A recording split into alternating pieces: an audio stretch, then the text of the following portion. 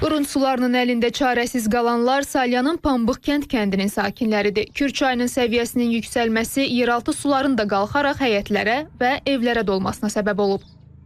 Artıq 20 gündən çoxdur ki, həyət və evlər beləcə qurun suları içərisində qalıb.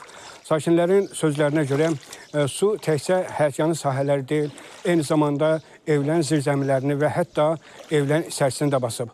Ona görə də sakinlər həyətlərində gəzməkdə belə çətinlik çəkirlər. Xüsusilə çaya yaxın ərazilərdə yerləşən 30-dan çox fərdi yaşayış evinə ziyan dəyib. Zirzəmilərə dolan su divarların rütubətlənməsinə, suvaqların tökülməsinə səbəb olub. Bəzi evlərdə isə artıq çatlar əmələ gəlib. Kənd sakinləri deyirlər ki, əgər qurun sularının səviyyəsi yaxın günlərdə aşağı düşməsə, evlərə və təsərrüfatlara dəyən ziyan daha da artacaq. Onlar ərazidə drenaj sistemlərinin qurulmasını, suyun çəkilməsi üçün əlavə texnika və nasosların ayrılmasını istəyirlər.